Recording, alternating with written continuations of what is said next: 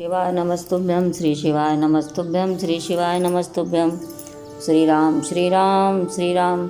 राम नाम लड्डू गोपाल नाम घी, शिव नाम मिश्री घोर घोर पी। कथा को सब्सक्राइब करें, शेयर करें, लाइक करें, आशीर्वाद दें। मैं आज आप लोगों को अहिरावण महिरावण की कथा सुनाती हूँ। अहिरावण महिरावण पातालपुरी के निवासी थे, जो रावण के मित्र थे। कहीं कहीं पुस्तकों में आता है कि वे विश्रवा ऋषि के ही पुत्र थे। जब रावण के पुत्र मेघनाथ व भाई कुंभकर्ण के मारे जाने पर उसने अहिरावण महिरावण को बुलाकर उनसे छल के द्वारा राम लक्ष्मण की हत्या करने को कहा, क्योंकि दोनों छल व मायावी शक्ति में पारंगत थे। वे आप सब भी जानते हैं कि भगवान श्री राम लक्ष्मण जिस शिविर में सोते थे, वहाँ महाबली हनुमान जी स्वयं पहरा देते थे। बिना अनुमति कोई प्रवेश नहीं कर सकता था। सिर्फ विभीषण, सुग्रीव, अंगद, हनुमान, जामवंत के अलावा शिविर में कोई नहीं जाता था। उन दोनों भाइयों ने इसी का लाभ उठाया। कथा को अब मैं आगे बढ़ाती हूँ। सुबेल पर्वत की शिला पर अपने शिविर में श्री राम लक्ष्मण सोए हुए थे। विभीषण का वेश बनाकर अहिरावण शिविर में प्रवेश कर गया। उसने शिला सहित राम लक्ष्मण को उठाकर ले चला। हनुमान जी ने यह देख लिया कि वे पीछा करते हुए वे कुंभिला नगर पहुँचे, जो अहिरावण महिरावण की पातालपुरी में राजधानी थी। वहाँ हनुमान जी ने देखा कि उन्हीं का प्रतिरूप द्वारपाल के रूप में खड़ा है।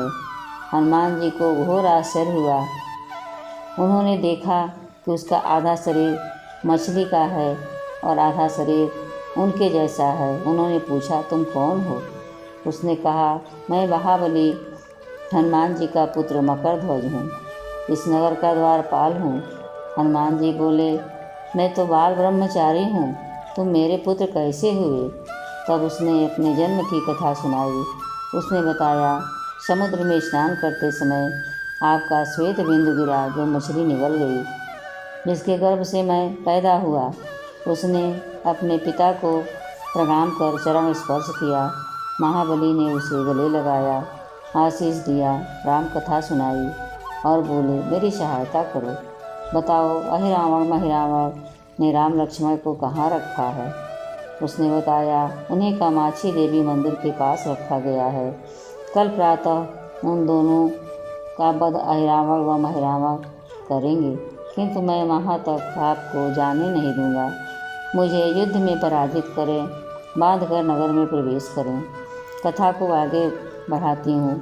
वध करने के लिए अहिरावण महिरावण मंदिर पहुँचे। तब हनुमान जी देवी के मूर्ति में समाहित होकर देवी के स्वर में कहा कि पूजा मंदिर के झरोखे से बाहर से की जाए। राक्षसों ने वैसा ही किया। राम और लक्ष्मण को भी झरोखे से भीतर छोड़ दिया। इसके बाद हनुमान जी से भीषण युद्ध हुआ, किंतु अहिरावण व महिरावण के रक्त की बूंद जमीन पर गिरते ही नए अहिरावण महिरावण पैदा होने लगे। हनुमान जी अहिरावण महिरावण के मृत्यु का उपाय खोजने लगे। उन्हें पता चला कि अहिरावण की पत्नी उसे पसंद नहीं करती है। वे उससे मिले। उसने बताया, मैं नाग कन्या हूँ, मुझे बलपूर्वक छल से यहाँ अहिरावण द्वारा लाया गया है। महिरावण की भी कुदृष्टि मेरे ऊपर है। यदि राम जी मुझसे विवाह करें तो वह दोनों की मृत्यु का उपाय बता सकती है। हनुमान जी सोच में पड़ गए। उन्होंने उपाय सोचा। राम जी एक पत्नी प्रथा हैं, कैसे संभव होगा? उसने उससे कहा कि यदि श्री राम जी तुम्हारे पलंग पर बैठेंगे, उनके बैठने से पलंग नहीं टूटा तो तुम्हारा विवाह उनसे होगा, अगर टूट गया तो नहीं होगा। नागकन्या मान गई। उसने बताया कि एक बार कुछ लड़के भौरों को पकड़कर उनके शरीर में कांटे चुभो रहे थे।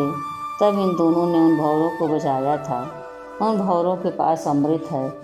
वे ही भ्रमर अमृत बिंदु से इन दोनों को बचाते हैं। अतः पहले भंवरों को मार डालो। हनुमान जी ने बहुत भ्रमरों को मार डाला।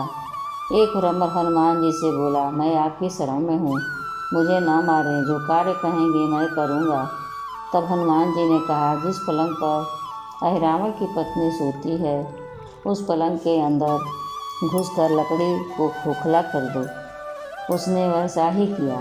जब तक राम जी के बाणों से राक्षसों का वध हो चुका था, हनुमान जी ने सारी कथा श्री राम जी को बताया। राम जी हनुमान जी की बात मानकर नागकन्या के महल में गए तथा पलंग का स्पर्श किया। लकड़ी खोखली थी, स्पर्श होते ही पलंग टूट गया।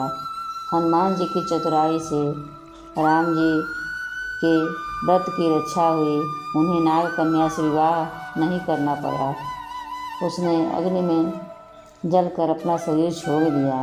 उधर हनुमान जी ने श्री राम लक्ष्मण को अपने पुत्र से मिलाया, उसे वहाँ का राजा बनाया तथा अपने कंधे पर श्री राम जी लक्ष्मण जी को बैठाकर पुनः सुबेल पर्वत पर वापस लौट आए। कथा कैसी लगी कमेंट में बताएं। इसके आगे की कथा अगली वीडियो में सुनाऊंगी। श्री शिवाय नमस्तुभ्यं, श्री शिवाय नमस्तुभ्यं, श्री शिवाय नमस्तुभ्यं। श्री राम श्री राम श्री राम।